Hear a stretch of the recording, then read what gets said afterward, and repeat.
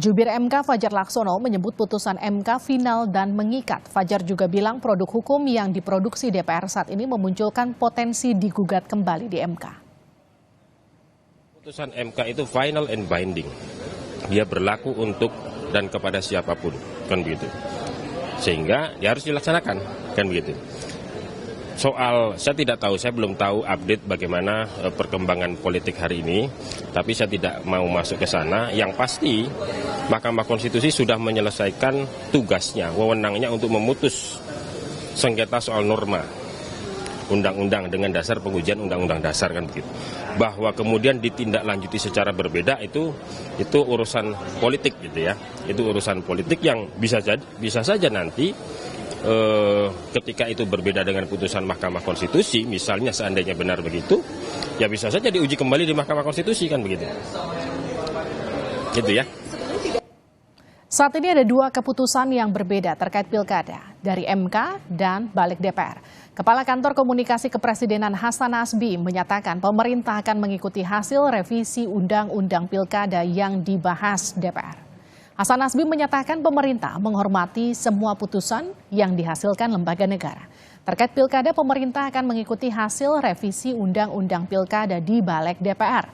Menurut Hasan Nasbi, tugas pemerintah hanya menjalankan undang-undang dan satu-satunya lembaga yang membuat undang-undang adalah DPR.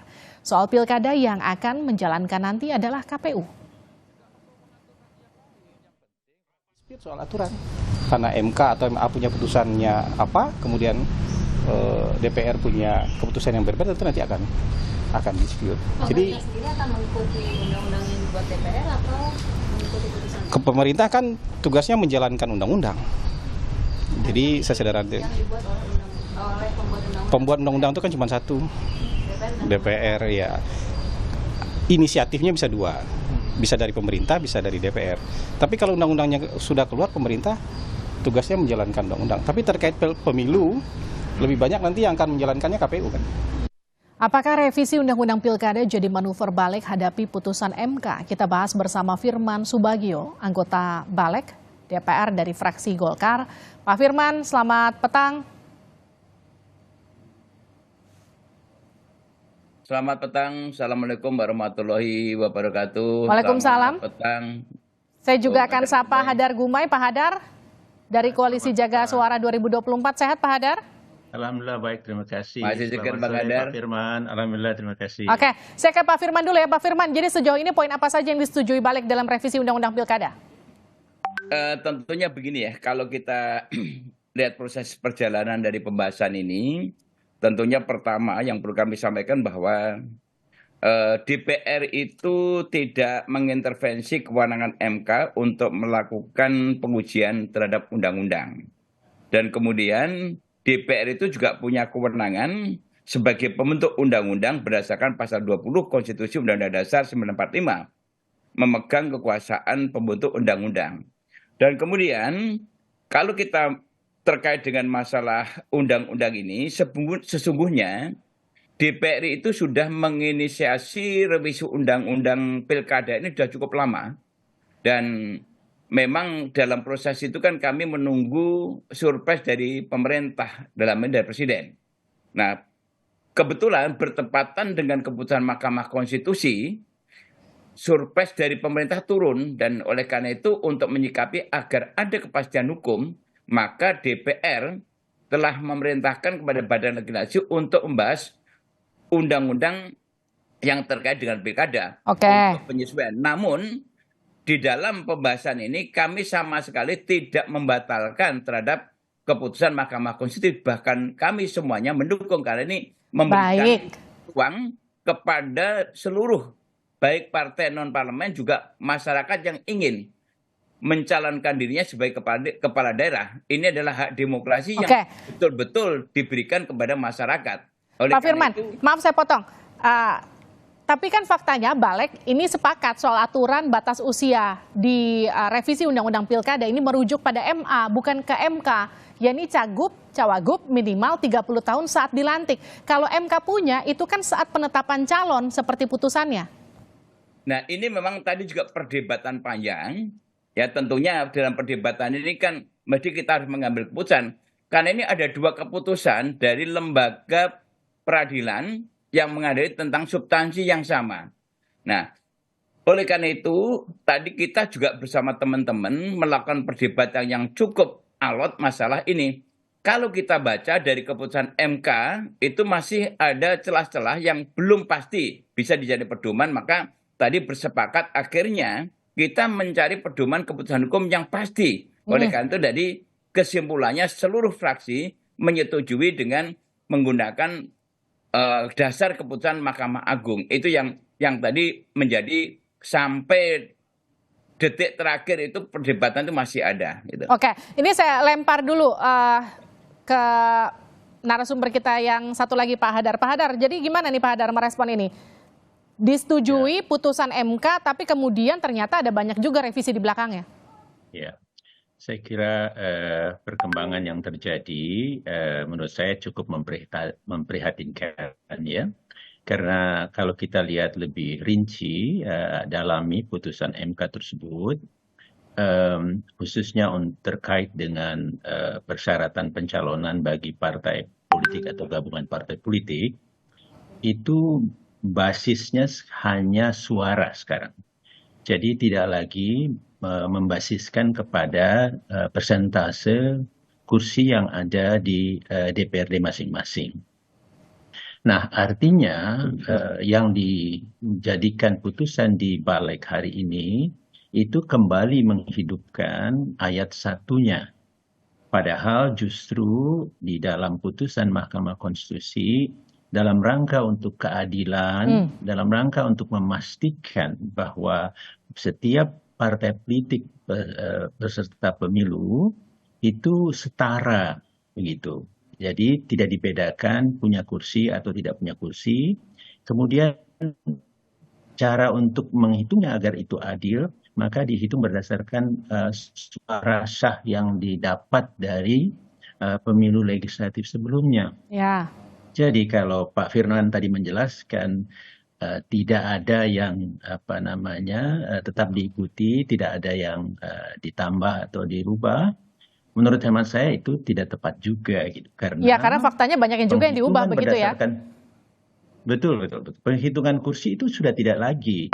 Nah, disitulah sebetulnya kalau dimasukkan kembali itu ya menurut MK yang kita sudah sambut bersama ini begitu, itu adalah menjadi tidak adil antar para peserta pemilunya. Nah, jadi harusnya ke depan, harusnya kalau mau dimasukkan di dalam perubahan undang-undang pilkada ini, hanya menghitung berdasarkan perolehan suara sah yang kemudian diukur berapa besar persentasenya itu tergantung berapa banyak pemilih terdaftar di daerah masing-masing. Oke, itu yang kemudian saya lempar lagi ke Pak Firman. Itu yang kemudian kemarin di MK diputuskan karena asas pertimbangan keadilan. Jadi kemudian diterapkan berdasarkan jumlah populasi, kemudian dengan presentasinya begitu, DPT yang ditentukan di MK. Dan juga jadi pertanyaan saya gini, tadi jawabannya MK kemudian mengambil putusan dari MA. Bukankah MK itu putusannya final and binding? Pak Firman, tapi kenapa kemudian justru putusan MA yang diambil oleh Balik, bukannya putusan MK yang diikuti? Enggak begini, karena memang ini kan ada dua proses hukum yang dilakukan oleh masyarakat yang terkait masalah usia. Ini masalah usia ya, bukan masalah persentase, masalah usia. Nah, oleh karena itu juga menjadi bagian yang sebetulnya dari DPR RI juga sudah kita bahas pada waktu penyusunan awal. Nah, kemudian karena dalam perjalanan waktu pemerintah belum mengeluarkan surpres dan kemudian kemarin MK mengeluarkan keputusan terhadap masalah undang pilkada yang juga dilakukan judicial review, maka itu yang termasuk tadi kita bahas. Oleh karena itu saya sampaikan sekali lagi bahwa dalam pembahasan itu memang paling alot tadi mengenai masalah faktor usia yang terkait dengan pencalonan atau usia pencalonan gubernur dan juga wakil gubernur. Itu yang menjadi alot. Nah, namun akhirnya kita semua bersepakat agar ada satu kepastian hukum karena ada dua keputusan hukum yang berbeda dari lembaga peradilan hukum yang sama, maka kita bersepakat untuk memutuskan secara aklamasi menggunakan keputusan MK. Itu yang MA itu yang yang kami bahas tadi. Nah, gini Pak Firman, ketika kemarin MK memutuskan untuk menghilangkan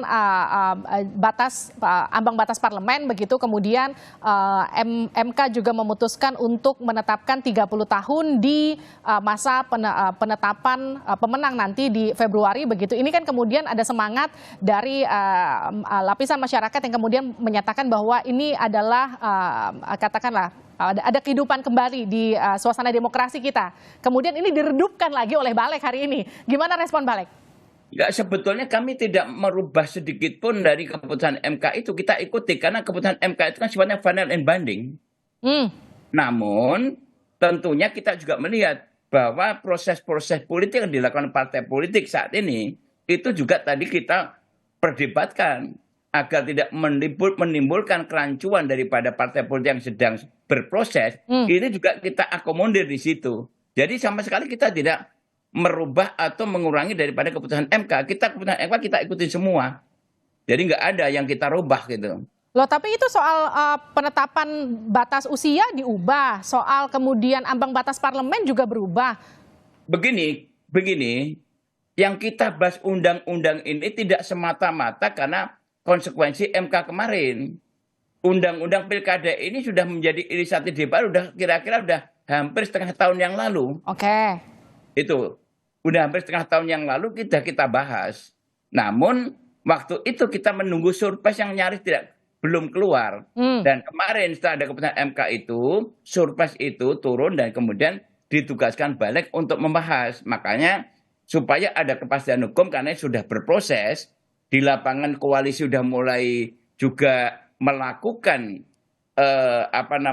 deklarasi-deklarasi supaya tidak mengganggu proses dari pilkada ini. Tentunya semuanya kita akomodir, tapi yang keputusan MK yang terkait masalah pilkada ini sama sekali tidak ada yang kita anulir, bahkan kita perkuat, termasuk partai non parlemen itu kita juga semua sepakat untuk itu karena ini memberikan jaminan hak demokrasi masyarakat sebagai warga negara Indonesia untuk bisa dicalonkan dan mencalonkan untuk bisa memilih dan dipilih itu.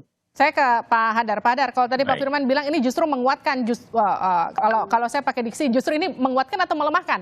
Kalau Anda ngelihatnya gimana?